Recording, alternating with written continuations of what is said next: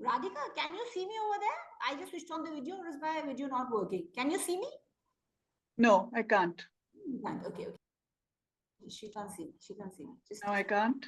okay, okay, fine. I think I'm Okay. trying to get my video fixed. Okay.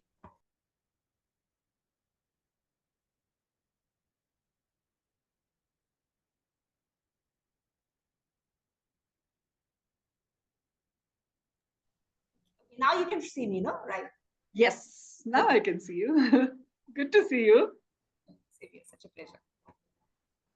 ठीक है, अभी thank you. Thank you so much. So kind of you. Hi, Pratibha. Thanks for joining. Hello, ma'am. Good morning. Good morning.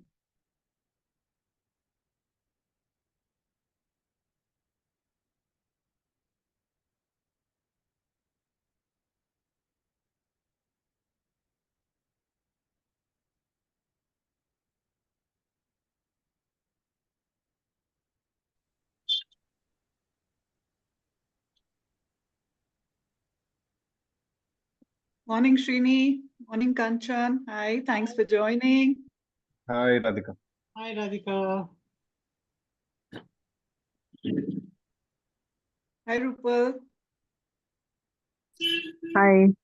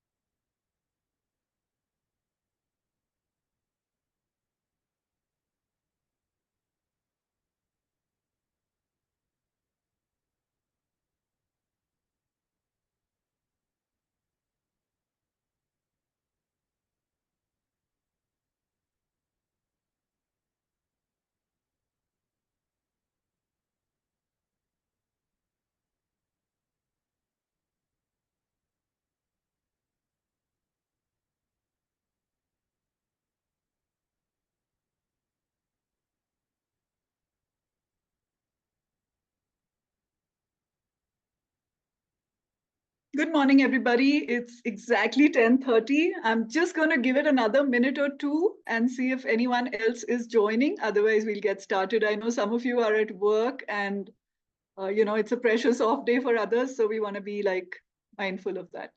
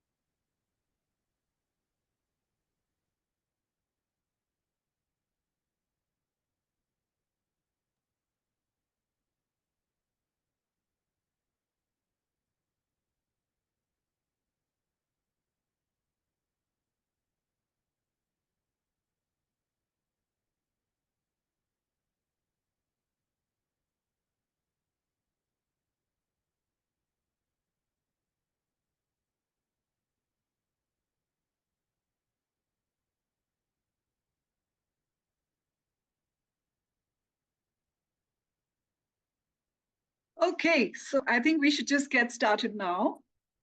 So good morning, everybody, and it's lovely to have you on this call. Thank you for making it and for hopefully committing to rewire your brain somewhat.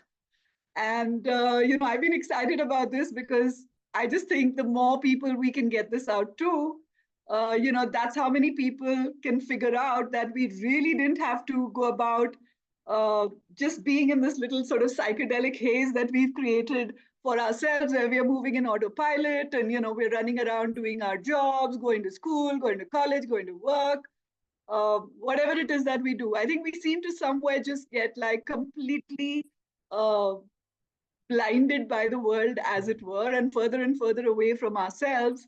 And the whole purpose of rewiring our brain is to connect back into, this entire sort of structure and form and process and everything that we were born with. And then realize that, hey, I actually had so many choices. I really didn't have to be in autopilot. Can I really break some of those habits that I haven't even maybe known that I've fallen into? And start moving from literally just being like in survival mode to thriving. So that's going to be the theme of what we do today. In scientific words, in scientific terms, neuroplasticity is what is the scientific terminology for when we talk about rewiring the brain. For those of you who watch a lot of YouTube and are on Instagram and sort of like in that whole social media phase, you probably see this word being tossed around a lot. Everybody's rewiring the brain. They're rewiring it for abundance. They're rewiring it to be somebody great, get that money, get that house, whatever it is. I think there are just many more worthy causes that we can ascribe rewiring our brain to. So I hope you get some of those, to walk away with today.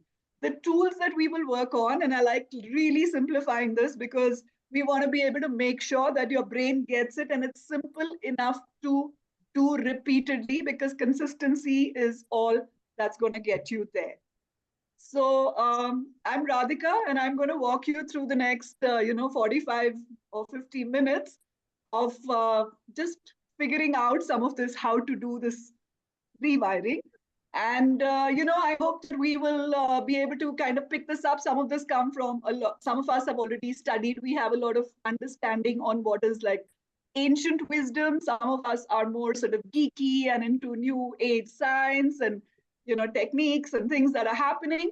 Hopefully you'll find a middle path somewhere here in what we are doing, and you'll see both of those happening. And I will try and simplify it for you and explain as much as I can in the time that we have. So we are going to combine a lot of both of those things and hope that you can go away with, some simple tools and processes that you can just use for a much higher sense of well-being than what you have experienced in a long time currently.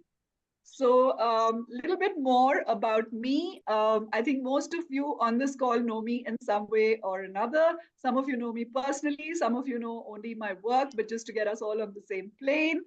I've now been working on some of these areas. My total work experience is now over 30 years. I've had many avatars in my life. I've been a journalist for the first 8.5 years of my career. I've then been in the corporate world, mostly American multinationals, not by design, by default, I like to always say. So yes, I've been with GE and then IBM and then Bank of America. And I finally hung my boots in 2012. I was a senior vice president at Bankam then. And I was like, there's got to be, after 20 years of doing the grind for, everybody and everything, more of what I can do and in the way that I want to do by myself. So in my corporate life, a lot of my exposure was in the executive leadership development space.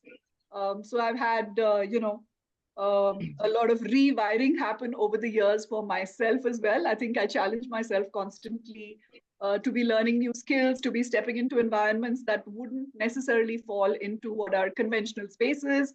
I've studied life sciences at the start, so I was an undergrad in life sciences. I've then done a postgrad in social media communications, as we called it then.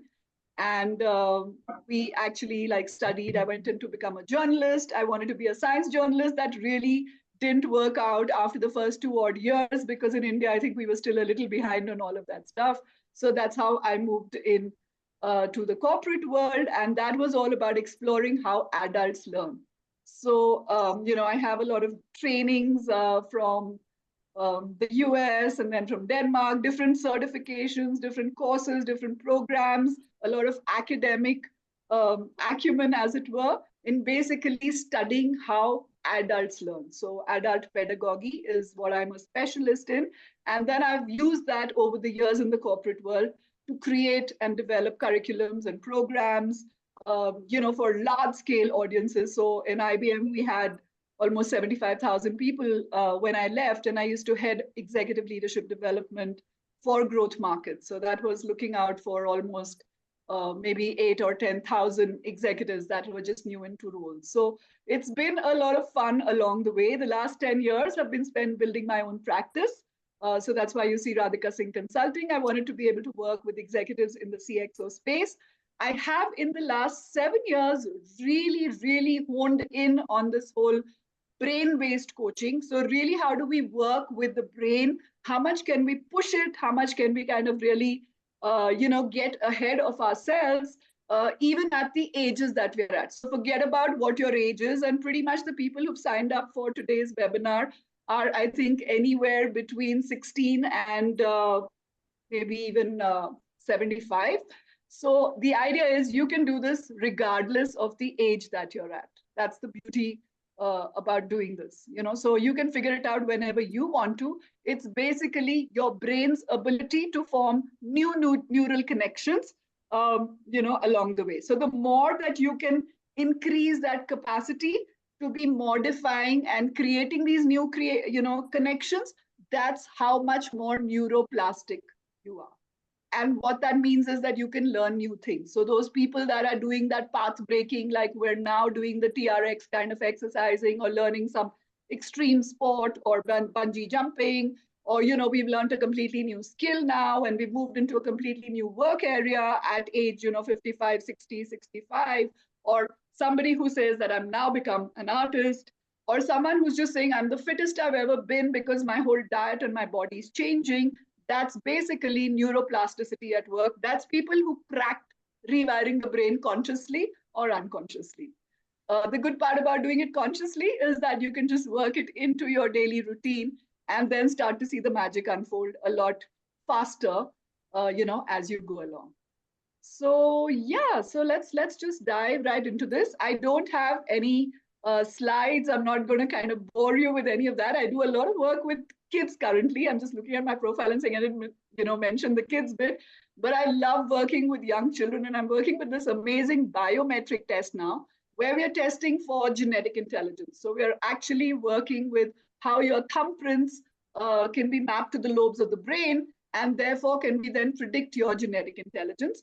I, for myself, by the way, did this test as late as age 46. So you can now join the dots when I say that the last 7 years have really been all my work, because I was fascinated by the whole thing and seeing that, oh my God, there was all this potential sitting there. I've used this much of it, but I still seem to have all these other things I can do, and I haven't even gotten halfway there. So the test did that for me, and I've been really specializing after that, picking up brain-based under processes on how to kind of do this more scientifically. I wanted evidence. So now a lot of the tools that you are going to also hear and learn today, these are evidence-based, tools. So literally, like I said, we are transcending that whole, line between what was ancient wisdom, what we thought we'd heard, but we didn't know because somebody practiced it 2,000 years before us, but we weren't sure of, does it work now? To what is modern science, which again, we don't have access to. Thanks to social media, it's beautiful that we can now access so many scientific papers and all, but how many of us really sit and read scientific papers and say, okay, this is what I need to take away from this? That's hard. So that's the idea of, doing something like what we are doing today, where I've actually done a lot of that work, brought a lot of that stuff together, and now it's making sense to me. So let's try and make it make sense to you. Okay. So I'm going to just stop the screen share here, and I'll tell you in a second exactly why that is as well. The idea today is to be able to interact with all of you. in a way in which your sensory perception is not too high. So part of the whole issue that we have is that we have all got too much of a sensory overload happening these days.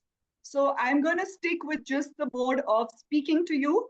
And as and when I want you to respond, I will request you to, get your cameras on if you can. Some of you I know are at work and stuff, so totally understand that.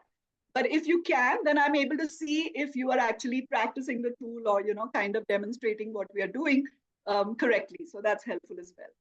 So just for starters, if you all have that reaction button, below that you can see on the Zoom panel, how are you feeling today? So just give me I know that's the closest that we can get to, what we see there by way of those gestures. If you had to use one to just describe how you're feeling, and I'll leave the interpretation to you, but I see a few things there. I'm feeling good. There's a heart, there's a kind of thing there. There's a laughing one. There's a wow kind of thing, and a thumbs up and a clap. So what's closest to your mood? Okay, this is interesting. I don't know how to do this. This is right at the bottom of your panel. There's a button there saying reactions. I don't see anything on my phone. No? Maybe because you're feeling great. Feeling great. Okay, yeah, you can just voice it out, guys. That works too. That's perfect, Mama. All right. Okay, so I see some hearts. I see some thumbs up. Okay, I see a couple more thumbs up, and then I see some not at all. So maybe these are people who just don't even know how they're feeling, which is interesting. Okay, and where do you think this feeling is coming from? So when you marked whatever you think is your closest interpretation of, how you're feeling, anybody figured out where this feeling, where do you get that answer from? Is it coming from your brain? Is it coming from your heart? Coming from your gut? Coming from some other part of your body? What's going on here? To me, it's my heart brain. You think it's my heart brain. Your heart brain, Himani. Okay, all right. Anybody else?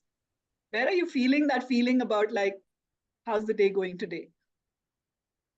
In the body. In the body?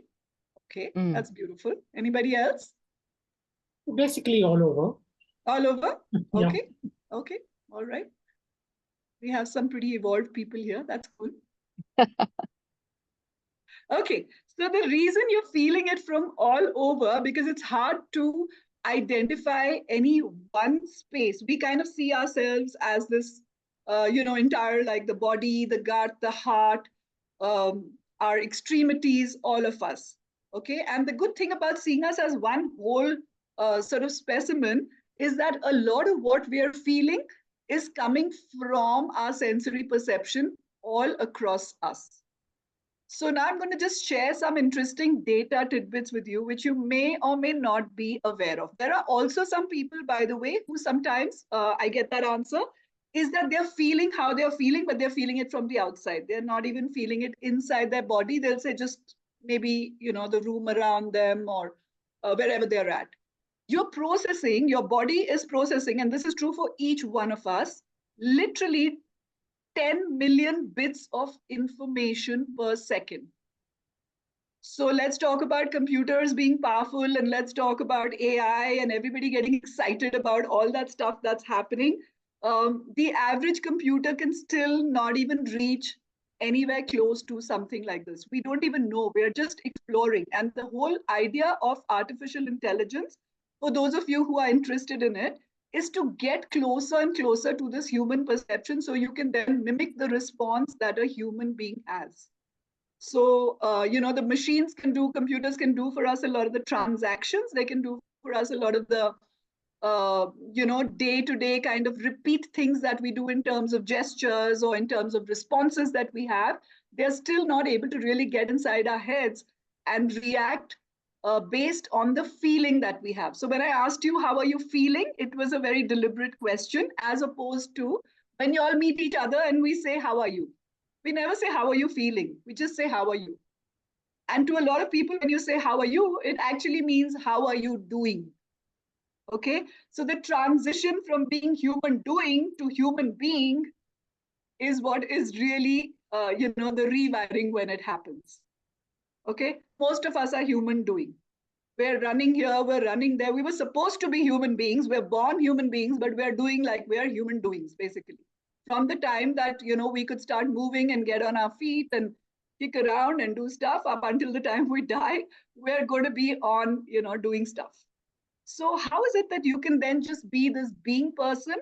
That is the part that computers are not getting. I think AI matches us on the human doing pretty close now. It's getting maybe even better than we will some point to do some of those things. The human being is the part that's still intact and very special to us. Okay, so 10 million bits of information per second are hitting you as sensory perception.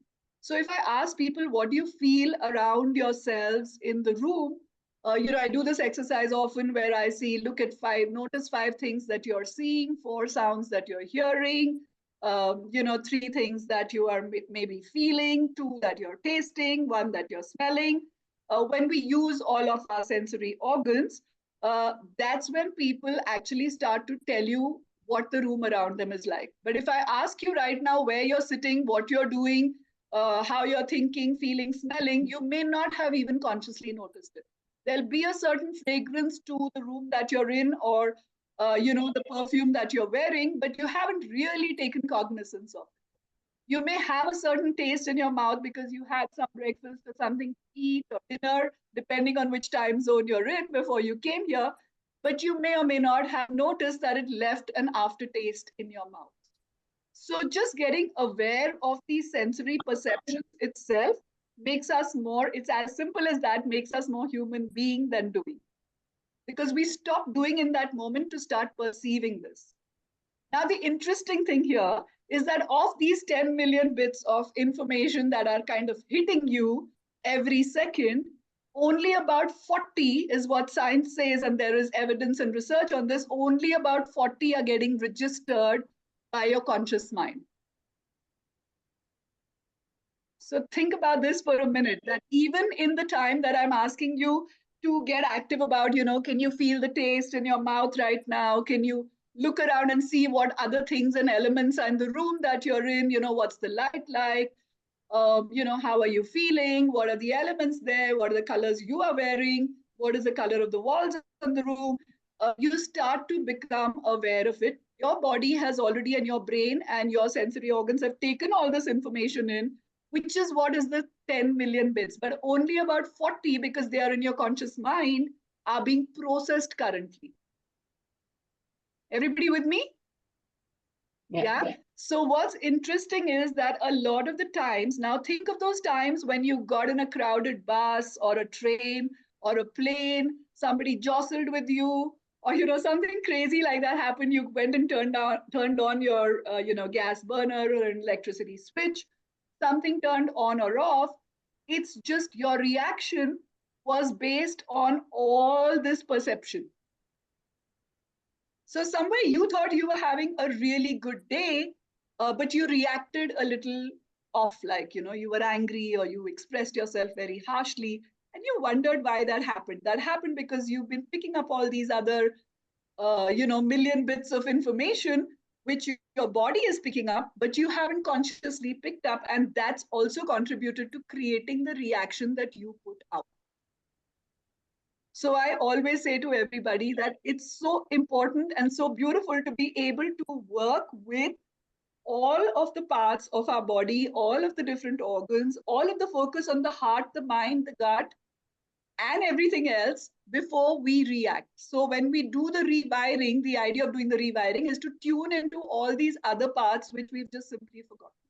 Because we are reacting based on those 35, 40 sensory perception bits that our conscious mind actually picked up. Okay, so it's quite a game trying to figure out, hey, it's not like you can spend every minute of the day saying, what am I feeling now? Is the temperature changing? Why is it warm under my feet? But your body is actually giving you signs and signals. Some people suddenly feel dizzy after a certain age, or even when we're very young in our teenage life. You suddenly say, oh my God, I felt like nauseous, so I felt dizzy, or my feet are feeling really warm, or my hands are really cold. And we just attribute it to something physical, or just something in the moment saying, oh, it must be very cold today. Oh, I must be very this. but it's actually your body trying to tell you that it is going in a certain direction. So to start becoming accountable for that, to start feeling into that, and then, we hear some people who say, I'm really intuitive. I just know not only how I'm feeling, but I know how others are. It's just how wired you are into this entire sensory perception network that's happening around you. So can you start shutting out the noise? Can you start, that overload that's happening from the sensory kind of input that you're getting? You're sitting in front of a television, you're really not watching it. You also have some music playing in the background. You're maybe having a conversation with someone in your house or at your workplace. Can you imagine your brain and your body is actually perceiving all that? So everything is going in here. It's going into your skin. It's going into everything which is a sensory cell or neuron in your body. And you can't figure out why you had that odd reaction at the end of it. So here's a way to know that, you are actually feeling into all of that. And you are basically the sum of all those body parts that come out when you react favorably or unfavorably to something that you are perceiving. Okay.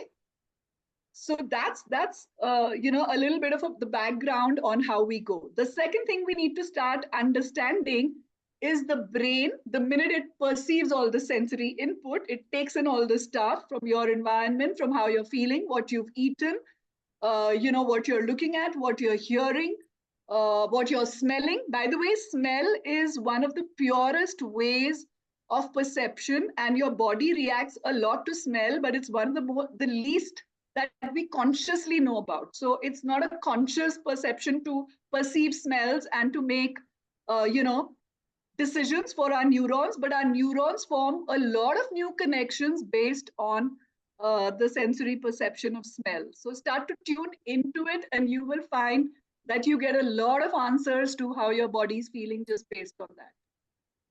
Okay. Now, why is the body doing all of this? It's taking in all of this stuff. It's got these like 10 million bits of information coming in at it. It's trying to make sense. The conscious mind is processing, we said, about 40 of these. What it's basically primed to do, and this is something that the human being has been primed to do for over 2000 years or more now of our existence, is to help you to detect whether you're safe or you're in danger. So the primary function of your body beyond what the autonomic nervous system does. So the autonomic nervous system is the part of you that's always functioning, including now when you're listening to me or doing whatever you all are doing wherever you are. You're still breathing. You're still metabolizing the food that you ate even up to like 24 hours ago. Your circulation, your blood circulation is still working correctly. Everything, all those other systems are working normally based on your autonomic system. Now, what the brain is trying to do is, as it's putting all its energy into these parts, it's trying to figure out through your sensory perception, are you still safe or are you in danger? What is happening with the sensory overload is that we find increasingly that we are getting into a zone where we produce a lot of cortisol. So people are saying, I'm working out like crazy. Why is my body still not feeling fit? Why am I not still able to drop those kilos? Or I do meditation every day. Why do I still get angry? Why do I still lose it? I've been doing meditation, nothing's happening. So you'll have a lot of people who are saying, I go for an evening walk. But hey, if you're going for an evening walk where you've just been like going jabber, jabber, jabber, jabber, you have no idea. I see women and men walking super fast. And I so many times it really takes a lot out of me to say, hey, it's none of my business. I want to say, dude, you are actually producing more cortisol than you're trying to relax your body right now. Because excess of anything, because the body perceives running too fast as a way of like you're running away from danger. It doesn't have emotions, as it were. It's not perceiving anything as right or wrong. It's perceiving it as threat. So when you're running and doing those spurts of I'm running really fast, your body's kind of saying, hey, maybe you're in danger. I need to protect you. So when we say, you have those really scary cases of like people having passed on when they're really young, or they are still in their 20s, 30s, 40s on a treadmill or after a long workout, you need to be figuring out whether you've created cortisol in your body or you were producing good hormones, which was actually why you did the exercise. So maybe your motivation is really high. Maybe, you've got the dopamine flowing. Maybe you're like in a good space. So your serotonin is all good. You got your sunlight, but you still put your body through extreme stress. And those 10 million other bits, which the conscious mind couldn't figure out, it's perceived them to mean that there is danger to my existence. Okay. So it's gone into fight or flight mode. When it goes into fight or flight mode, all the blood rushes into your extremities so that you can run and move very fast. We go away from the autonomic system. So no blood is now being given to metabolize your food or to circulate that blood or to, be breathing. That's why you get breathless. That's why you feel like everything, all the power is actually just in your legs and arms because you are meant to run. Your chest feels constricted, your mouth feels dry. All these things happen because you have gone into fight or flight mode. Okay, so we will at this point now start to do our first practice, which is to understand how do we prevent the body from going into this fight or flight mode. And since we can't control a lot of those sensory perceptions and the body has gone into fight or flight mode, how do we rewire it to come back? So the faster you can make a recovery out of your fight and flight mode and back into your parasympathetic nervous system where the body and the mind and the brain are feeling safe, so they're just doing their normal routine thing, that's how quickly you're rewired. Everybody with me? Give me a thumbs up if this is all making sense to you till now, and a thumbs down if it hasn't. Okay, all right. So let's just go into our first practice. Now, what we are going to try and do with the first rewiring is to try and get our brain and our heart a little bit into, our brain and our gut into sync. Okay. And for that, we're going to work with some neurons and nerves, a nerve called the vagus nerve, which some of you might be aware of, because again, there's a lot of stuff going on, and those of us who are studying this area, we understand this. So the vagus nerve, which is called the wandering nerve, which is called the modulator of the gut-brain axis. So the first part of rewiring, let's try to connect our brain with our gut. And the moment we are able to do that, we get much calmer. We're able to digest our food better. The minerals and nutrients that need to come into our body from that food that we are ingesting start to work a little bit more effectively. So just doing I'm eating 80 grams of protein because that's my body weight, I'm managing and doing intermittent fasting is not going to work for you in isolation. You need to figure that one out, as cruel and as harsh as it is, because everybody's selling us something, everybody's putting us through something. We kind of like processing all that stuff and saying, hey, dude, but nothing's happening for me. And why is it not happening? Okay. So if we had to sort of work with the regulator of your gut-brain axis, the vagus nerve is the one nerve, it's called the wandering nerve because it goes all through your body. So it pretty much starts, somewhere here at the back, and it has a left and a right side. It goes into your arms, it goes into your legs, it crosses almost all your organs. So everything gets touched by it. And if you're able to just relax that vagus nerve, which is to give it a signal every now and then, definitely when you're stressed or kind of getting like worked up, that all is well, you are going to definitely be in a good mood, but more or less your body is going to be in parasympathetic mode, which is what we're trying to try. So you will start to see the output of it by saying that, oh, I don't get dizzy anymore. I'm not hungry all the time. I'm feeling like very, even paced, and I'm feeling calm. I also say to people, and I think there were a couple of questions as well on, I want to feel positive. You cannot feel positive all the time. So I will give you some data to show you why that's not possible. You don't even need to feel positive all the time. Your brain processes pleasure and pain with the same nerve cells. So how weird is that? So basically, everybody getting a high from that great music is equivalent to somebody else getting the high from a drug or some other place. The brain does not know the difference. It has the same places in your head where you process pleasure and pain. Okay, but we'll come back to that in a bit. I just want you to understand that your brain is not emoting in any way. You just need to be able to know that you are the captain of the ship Your brain doesn't decide things for you. Your heart doesn't decide things for you. Your gut doesn't decide things for you. You are sort of the captain and in command and control. And can you take charge of it? So let's do our first practice for the day. We're going to work with trying to find a place where we can massage this vagus nerve a little bit.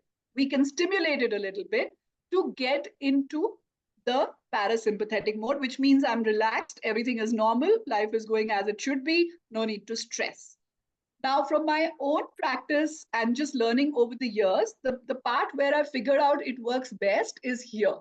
So if you can just turn your cameras on for a second for those who it's possible, and if you can't, just follow us as closely as you can. This is your neck and your collarbone. You'll feel a bone over here, very structurally strong bone that's kind of there both sides. I want you to trace your index finger all the way down till you hit a depression somewhere in the middle. You know where the bone ends? It's like a little dip when you poke it in. Can you feel that? Everybody got to it? Yeah? If you've reached that depression, you can put whatever hand you're comfy with. One you can put down and one you can use. And in that depression is where your vagus nerve actually interacts with what is called the thymus gland. So now the thymus gland is the main place from where the immunity of our body, it sort of monitors the immunity of our body. Where these two intersect is the best place to do this gentle massage. Doesn't matter if it's clockwise or anti-clockwise. You can just move it any way. Just keep, and don't press it too hard, because the idea is not to poke it or anything. It's to just create a very gentle sort of a massage kind of a movement for it. And if you do this for about 5, 10, 15 seconds, you know, depending on how tuned into your body you are, you will start to feel your leg muscles relax. You might feel some other part, your back or your neck relax. Basically, that wandering nerve is now going around telling everywhere in your body that it's all good and all calm. Yeah. Himani, is your hand a bit high? I think you need to bring it down, down, down. Here. Yeah, yeah. See this bone, the clavicle, we just come all the way down to the depression here. There's a little hole there. Down. Yeah. Okay. All the way down. Come below your neck. At the end of your neck, pretty much. Yeah? Everybody else getting it? Okay. And those of you who are not on camera, I hope you also got it. Because the idea is really to be able to do this for ourselves. Now, the beauty of doing this for even just 5, 10, 15, 20 seconds is that your body relaxes immediately. You can do it with your eyes closed or your eyes open, whatever works for you.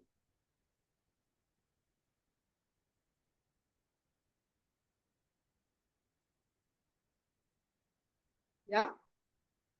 And see how that feels. Now, you may or may not feel anything in the first time that you do it because it's a new sensation for your body.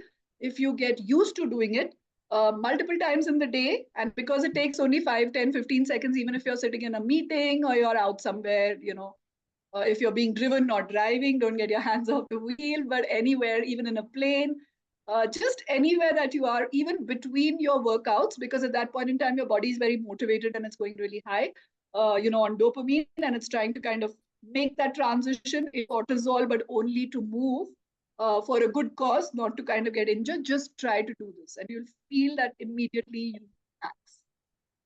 Okay, so try and do this as much as you can. It just takes 10, 15 seconds. Doing it multiple times in the day will actually bring your whole body to equilibrium. And because it's also massaging the thymus gland, it works with immunity. The vagus nerve, pretty much for those of you who want to know, even happens like you could be pressing points anywhere. So behind the ears also works, you know, all the way down our body, actually, there are points. The reason I say this one is, one, it's the most non-conspicuous one to do, even if you're sitting in a crowd or anywhere. Like I use it a lot. I could be in a party that starts to get really noisy and, you know, I feel like, oh my God, I'm a little overwhelmed, and I'll just do this to kind of come back into myself. But you can also do it by just pressing like 1 or 2 fingers. It goes all the way down your neck from the brain stem. So just a firm kind of a motion, but not anything too hard. Don't press too hard there. But that also stimulates the vagus nerve. So if you're in your own room or house, then you can of course also do this because this is a much faster experience to get. And you can also do like pressing your ears. When the minute before you sleep, if you feel you do this for a minute, the insides of your ears, you just start actually massaging them. Uh, I don't know what will happen. Don't do it too long now. You'll start feeling sleepy, but it actually helps you to feel sleepy. So for those of you who do have problems and you feel you're too stressed and too wired at the end of the day, just try to do this. And it's amazing as it starts to get red is when you know it's effective. Once you get in the practice, you don't need to be in front of a mirror or anything, but just doing it yourself will like work for you. So yeah. So basically, we are trying to kind of control that sensory overload for our bodies and get the body away from fight or flight. And by doing this vagus nerve here, we are actually, or like the neck, we're actually sort of like modulating that gut brain axis to relax and calm down.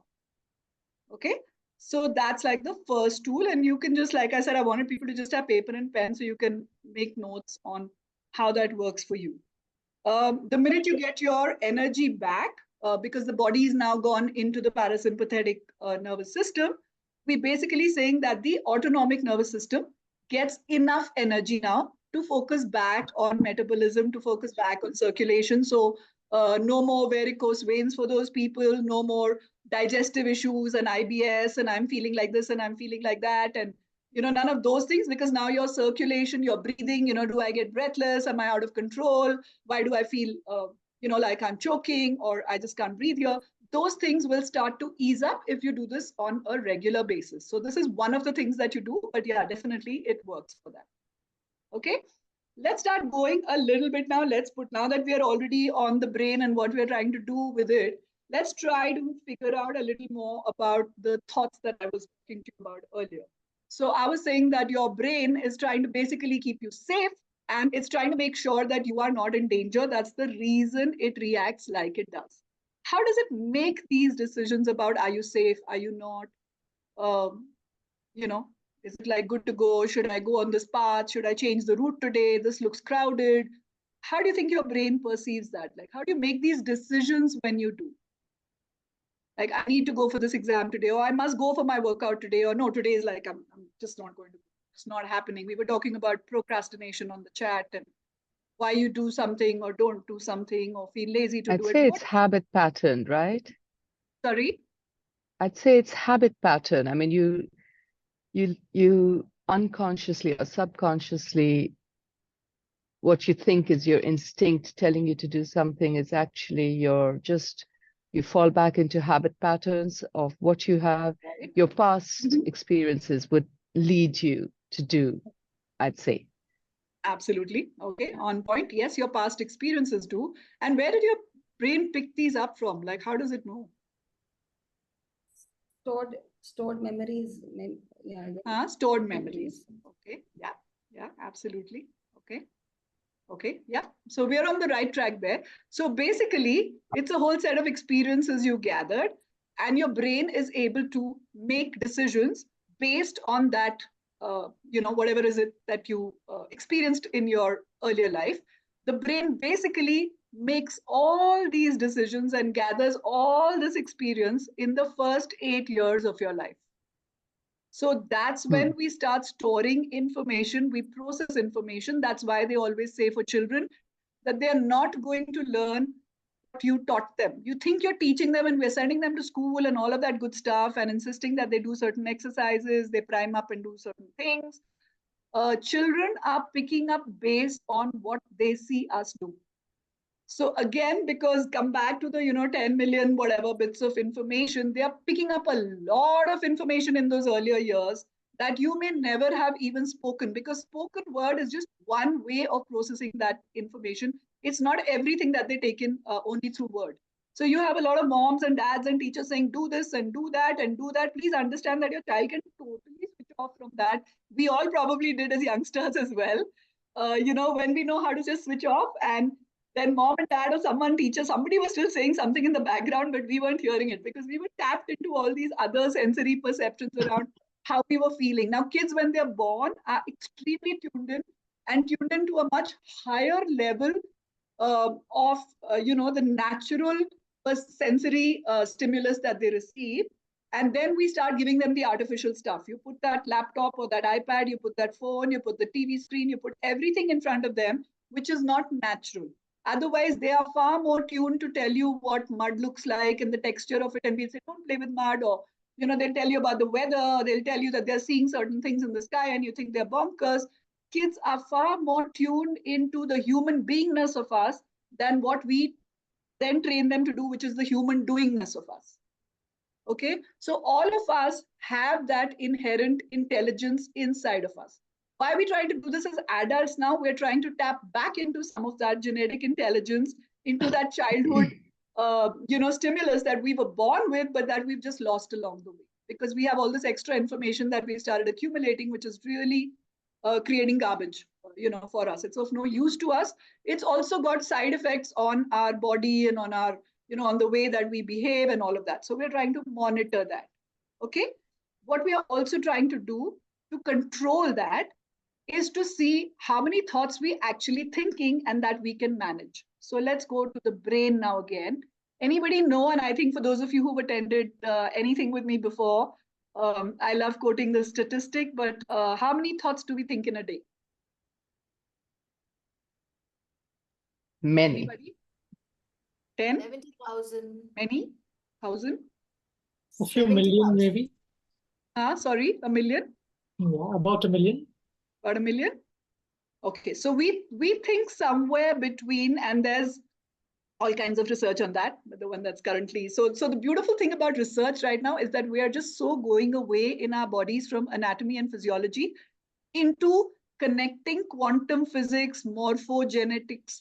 There's also a new field of science called, related to the body called psychodermatology, if you're not familiar with. So now there are specialists just looking at how your skin feels and how that affects your psychology. So it's morphogenetics. Morphogenetics is about how your body interacts with the rest of nature around you. So it's mind-boggling, the kind of stuff that's happening now.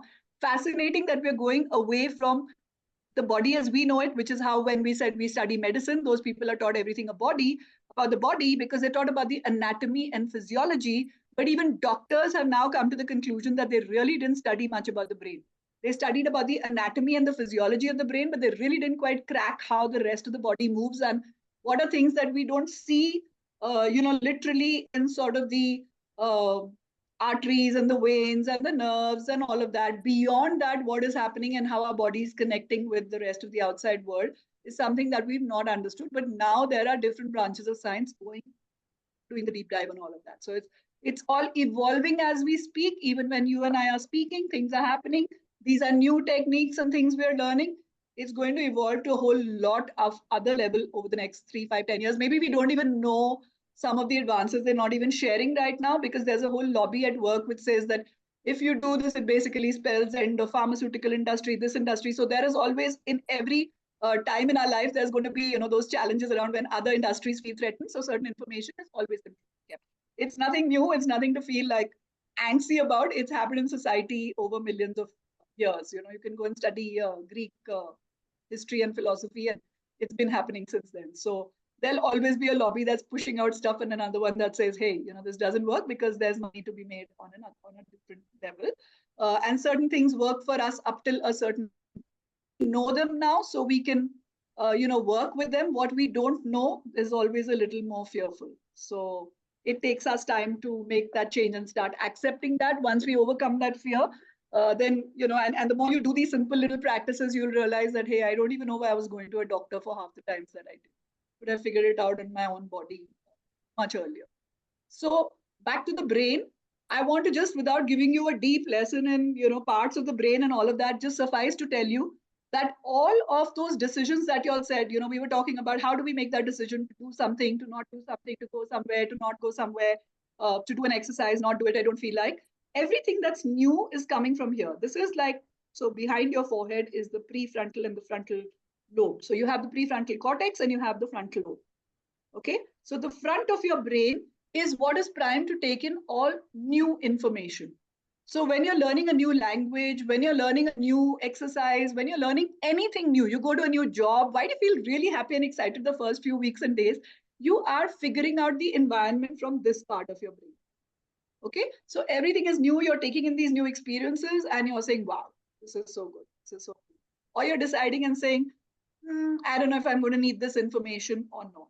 How do you make that decision? You make that decision from here. This is the limbic. So the back of your head is what we call the limbic brain. This brain, for those of you who read, it has all kinds of names. It's called reptilian brain. It's called elephant brain. You also use English phrases like you have the memory of an elephant, which basically mean that you've stored everything that ever happened to you right in the back of here. And if you go into studies in consciousness and spirituality and all of that, they're even talking about that you store every part of when you were a carbon and atom and other lives, you even have that information. But for now, let's keep in scope this life and where we are at. And we have all our memories, everything we ever learned over here.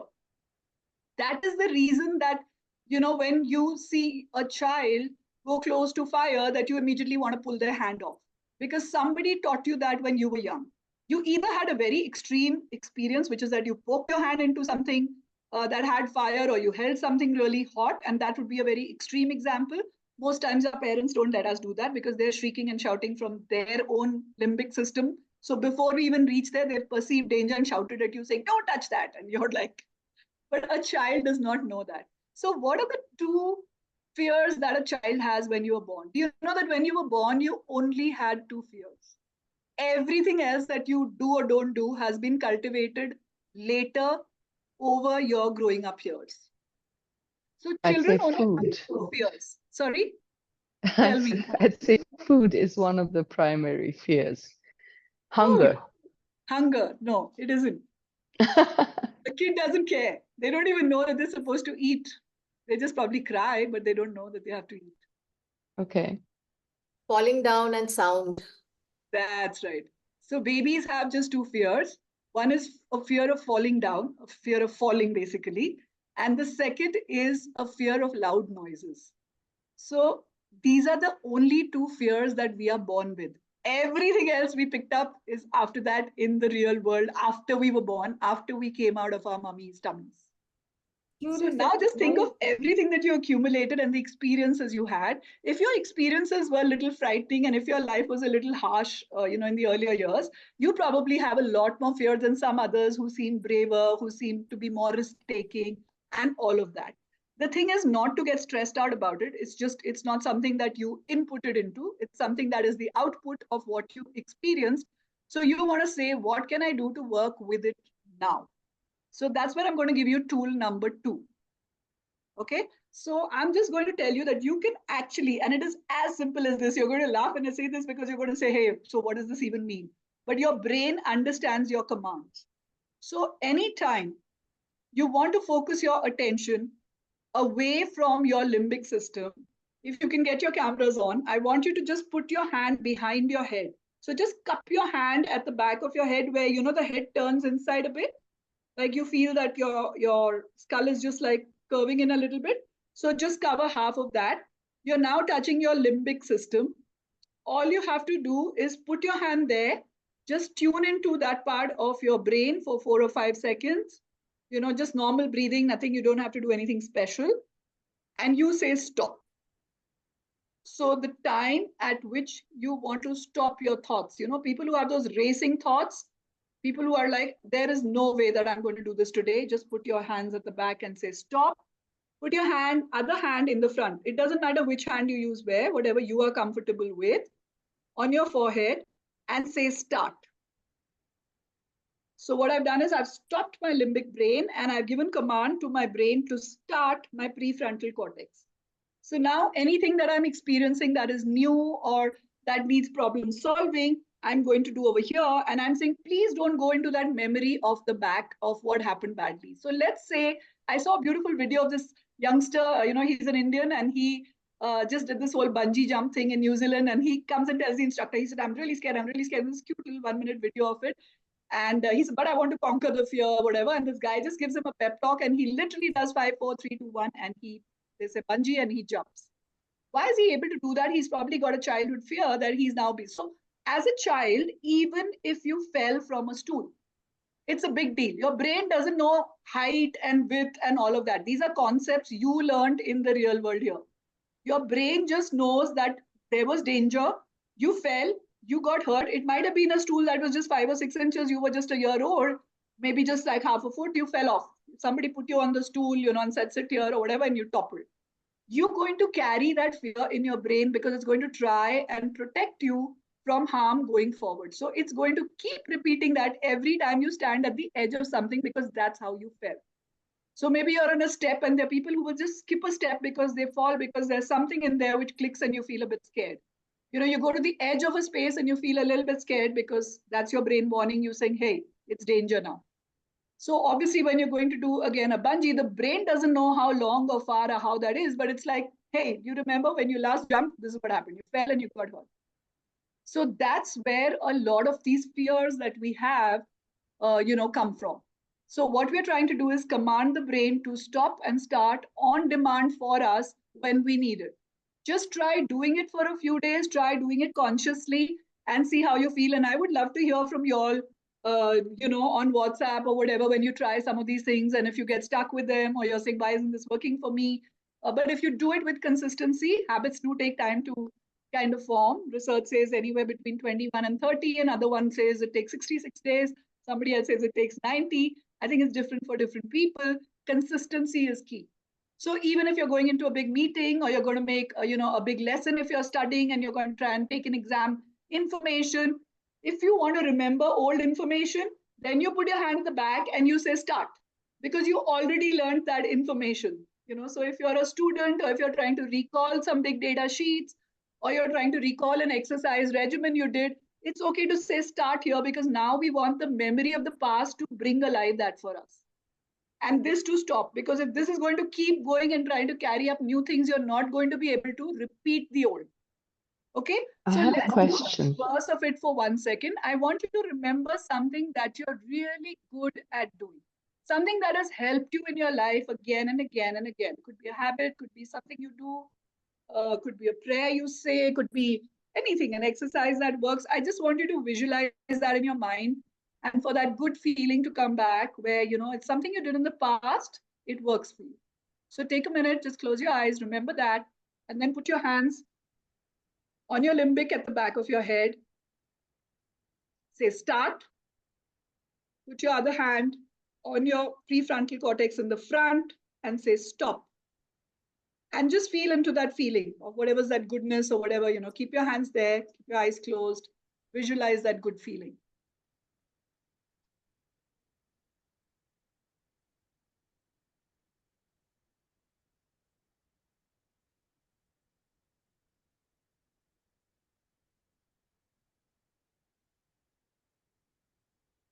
Okay. How did it feel for you all? Anybody, anything happen?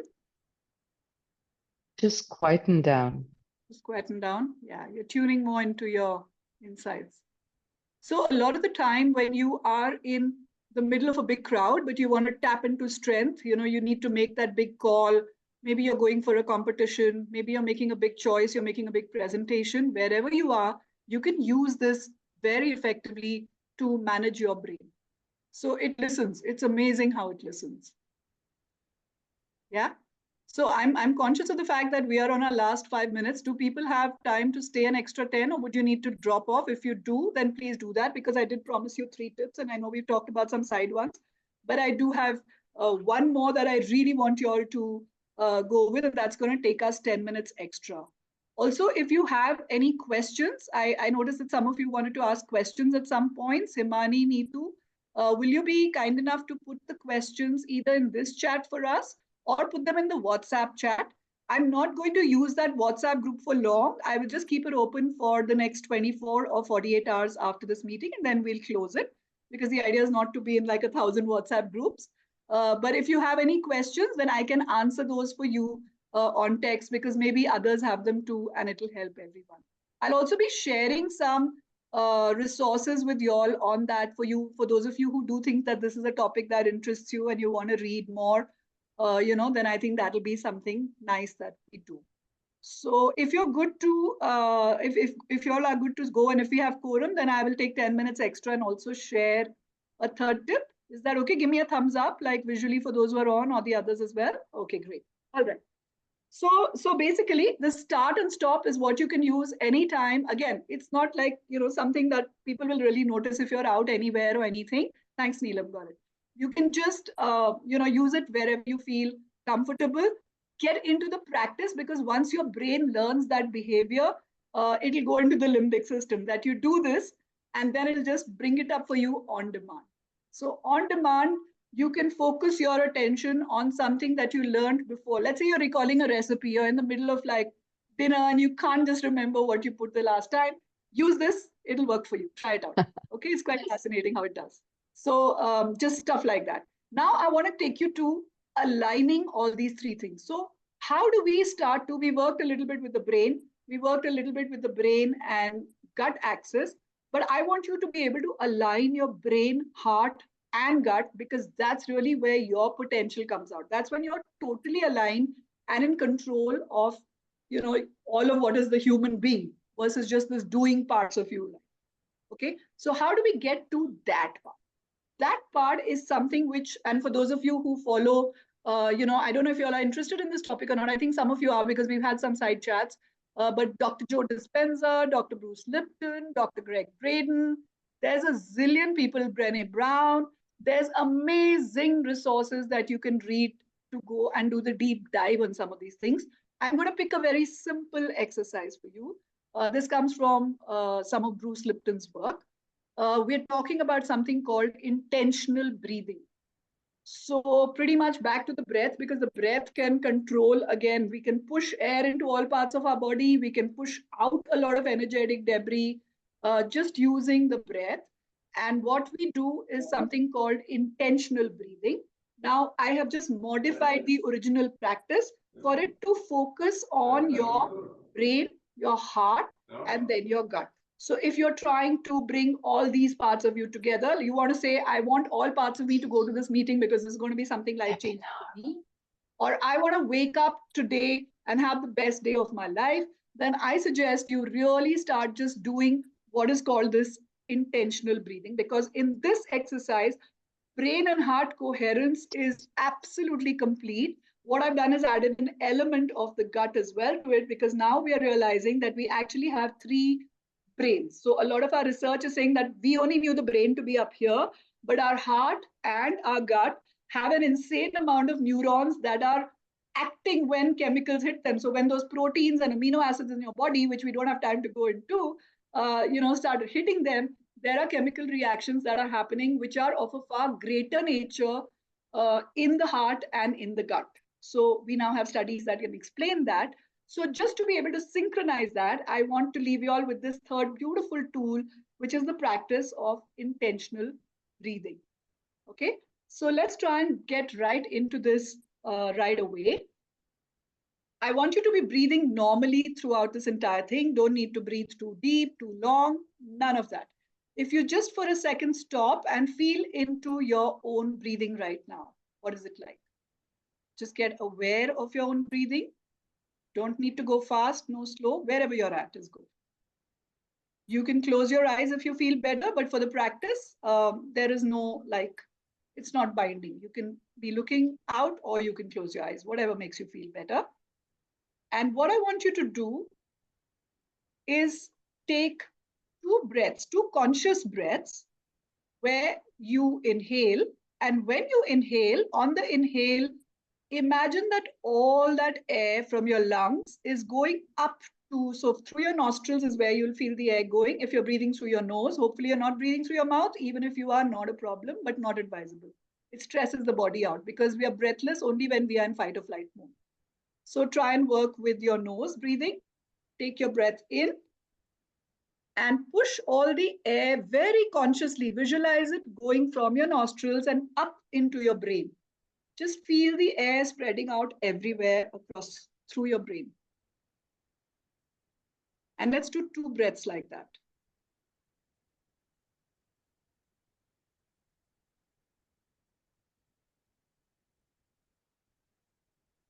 So second inhale. breath from your nostrils, going all the way into your brain, all over your head, and getting right out. You can exhale with your mouth if you're feeling stressed or heavy. If you feel like a lot coming out, then just it'll be easier and you'll feel lighter if you exhale through your mouth. Now we're going to take an inhale again. This time we're going to take it in through our nostrils and feel all that breath go right into our heart region. So whatever you perceive as heart region, don't get too stressed about where it is anatomically. But whatever you perceive to be your cardiac area, your heart, allow the breath to go right into that. And I want you to take 4 conscious breaths for me in this way. So inhale, push all that air all the way down into all parts of your heart. Whatever seems like energetic debris, something you don't need from there, exhale through the mouth preferably.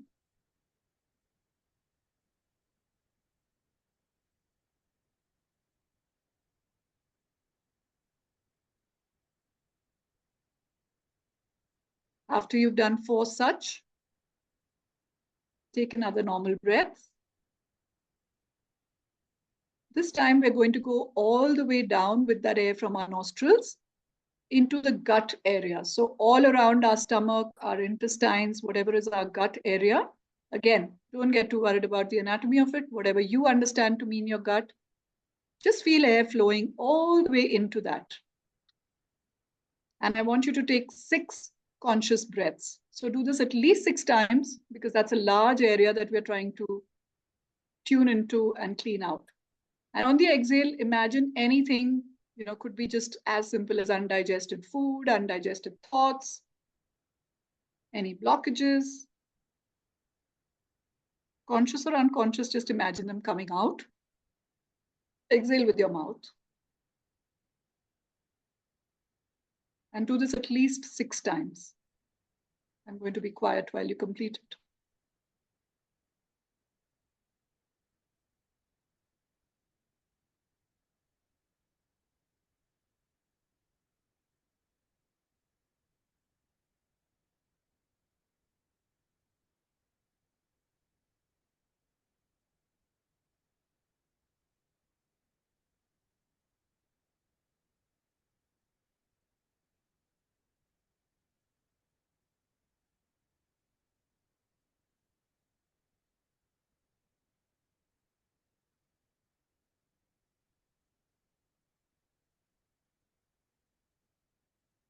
Whenever you're done, you can just open your eyes and relax.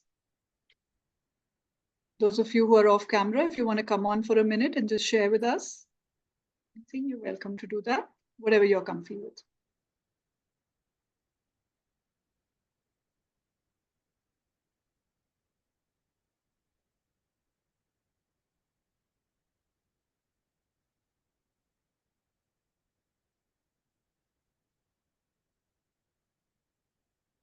So this is a little different than when we are doing meditative breathing, because then you'll realize we do a lot more of the build up, to start as well as to end. We do all that y'all are used to, like doing your folding your hands and pressing your eyes and all of that. This is slightly different because it's just meant